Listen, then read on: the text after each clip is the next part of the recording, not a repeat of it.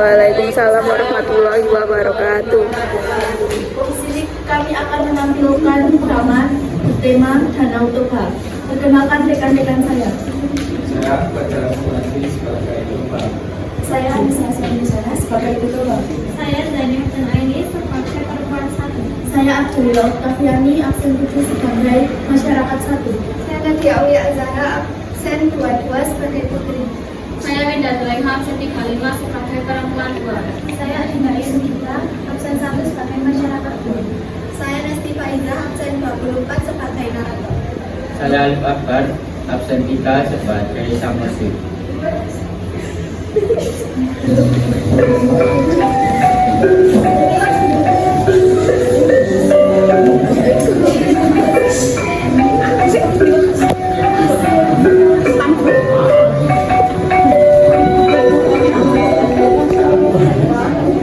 Di sebuah desa di wilayah Sumatera hiduplah seorang petani bersama ibunya bernama Toba dan Ibu Toba.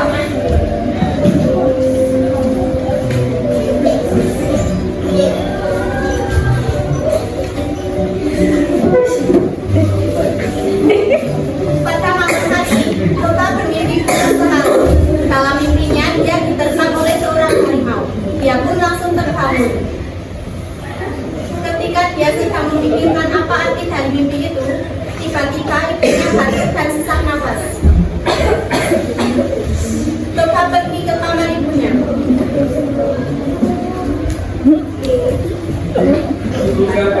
Tidak apa-apa, ibu hanya jatuh dan sesak biasa. Tapi batuk dan sesak nafas yang dialami ibu semakin parah. Tadinya batuk biasa menjadi batuk garam. Kita ibu terlihat kesakitan. Anakku, tolong ambilkanlah ibu minum. Baik, Bu.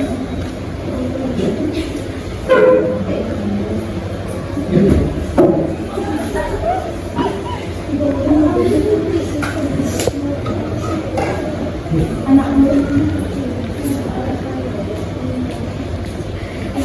mungkin jariku sudah dengar, ibu sudah tidak kuat. Kita Ibu, jangan dilakukan Toba sendirian. Anakku, kau harus isi tanpa ibu. Kau kan tahu, kau adalah anak ibu yang paling baik. Hiduplah dengan baik. Ibu Toba pun meninggal dunia. Toba hidup seorang diri dan rajin bekerja walaupun lahan pertaniannya tidak luas.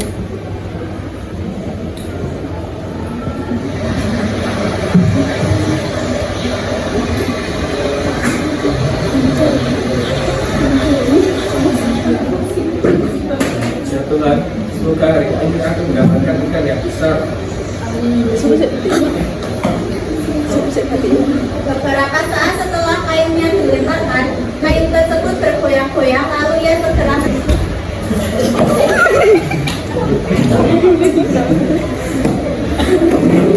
ternyata Toba mendapatkan ikan yang sisiknya berwarna merah bersinar seperti emas.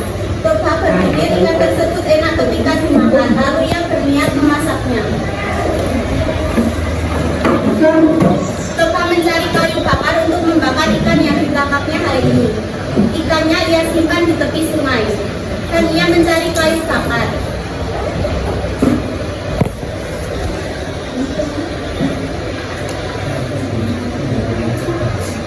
Setelahnya, Toba pun datang dengan membawa kayu bakar.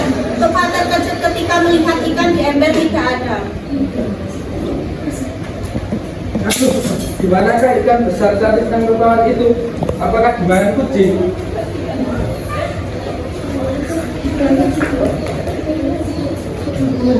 Kau jangan memakanku. Aku bersedia menekanimu asal kau tidak memakanku. Siapa yang bicara itu? Jangan takut, aku jangan berusia sama seperti ini. Aku sangat berdoa kamu pada yang telah menyelamatkan aku dari kesulitan sakti. Aku bersedia menjadi istrimu. Benarkah? Tentu saja. Namaku Toba, mari kita lekas pulang. Aku sudah tidak sabar ingin memperkenalkan dirimu bahwa kau ingin menjadi istriku. Saya akan memulai dengan sekarang biarkan tentang sumber yang berasal dari ikan. Karena jika masyarakat itu tahu pasti akan terjadi bencana besar yang melanda desa ini. Baiklah, percayakan semua itu padaku. Mari kita pulang.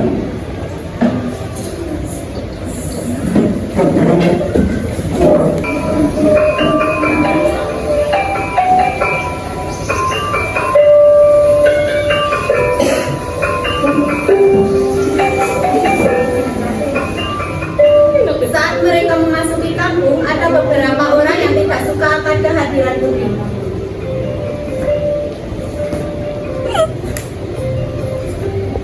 Ina, kau tahu tidak? Aku baru saja berpapasan dengan si Topa yang membawa seorang perempuan yang cantik dan cerita. Alah, kalian perempuan itu ya punya. Kau tahu sendiri kan kalau si Topa itu bujang aku. Sekarang kita pulang saja, jijik aku melihatnya. Ayo kita pulang saja. Putri mendengar hal tersebut, tapi dia mengabaikannya. Mereka pun pulang ke rumah dan menjalankan kehidupan mereka layaknya sepasang suami istri. Topa merasa bahagia dan tentram. Setahun kemudian, kebahagiaan Topa dan Putri bertambah karena Putri melahirkan seorang anak laki-laki yang diberi nama Samosir. Samosir tumbuh menjadi seorang anak laki-laki yang sehat dan kuat, tetapi agak nakal. Ia mempunyai kebiasaan yang aneh, yaitu selalu merasa lapar dan dia juga selalu membuat segel kedua orang tuanya. Karena ia tidak pernah mau membantu pekerjaan orang tuanya.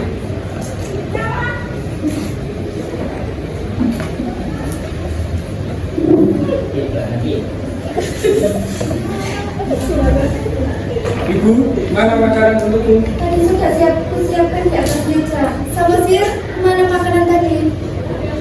Sudah aku habiskan lah. Sebenarnya sekarang pun aku masih lapar, tapi ya sudahlah, aku pergi bermain dulu. Ah, Ibu, selalu saja memainkan dia. Saya ini lapar, Bu. Sabar ya Pak, jangan sampai habis nanti baru emosi.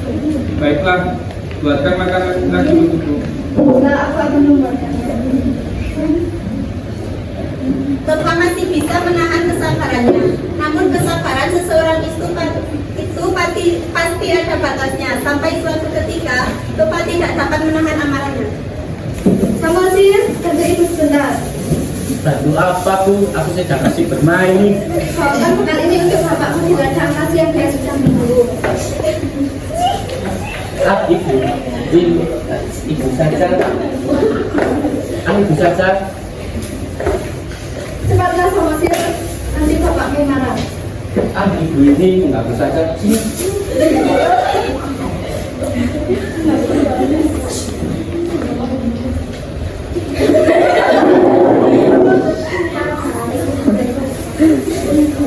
Dari awal, Samosir memang sudah tidak berniat mengantarkan makanan tersebut. Sesampainya di pertengahan jalan,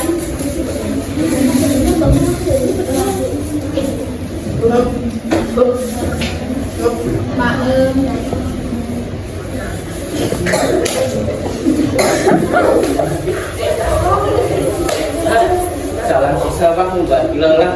Sebaiknya bekal bapak itu saya makan.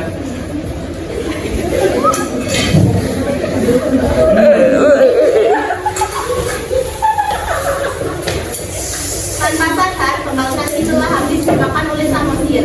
Lalu dengan perasaan tak bersalah, Samosir pun pulang dan melanjutkan permainannya. Bapaknya yang sudah kepanasan dan kelaparan menunggu memutuskan untuk pulang. Ah, lapar sekali perut ini. Aku akan pulang dan akan makan masakan istriku. Sesampainya di rumah,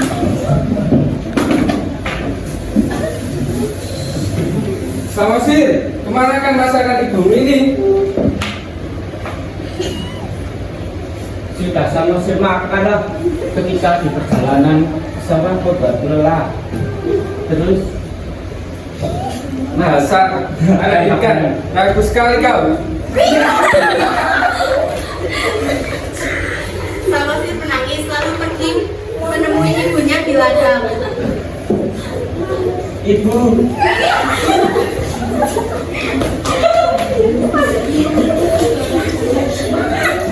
Kenapa kamu nangis, Samosir? Kata bapak, aku adalah anak ikan yang bagus.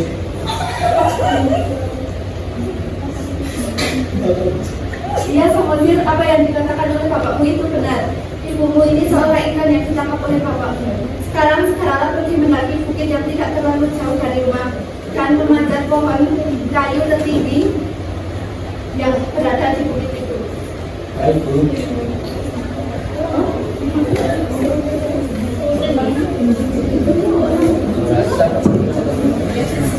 Seketika itu juga Samodir dan Putri lenyap tanpa jejak dan bekas. Tiba-tiba langit menjadi gelap dan turun hujan yang sangat deras disertai petir.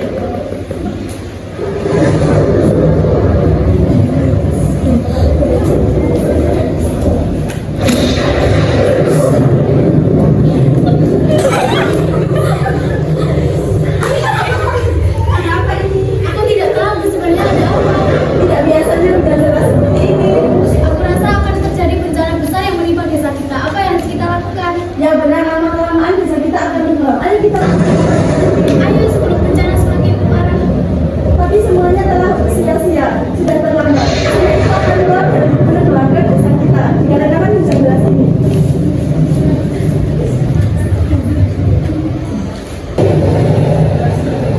Akhir cerita, setibanya Putri di tepi sungai mendadak langit menggelap, kilat menyambar disertai bunyi guru yang menggelegar. Putri kemudian melompat ke dalam sungai. Ia berubah menjadi seorang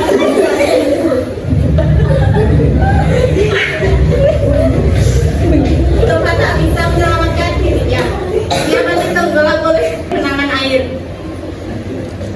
Lama-kelamaan genangan air itu semakin luas dan berubah menjadi danau yang sangat besar. Di kemudian hari, orang-orang menyebutnya Danau Toba dan pulau kecil yang berada di tengah-tengahnya dinamai Pulau Samosir. Terima kasih sekian persembahan drama dari kami.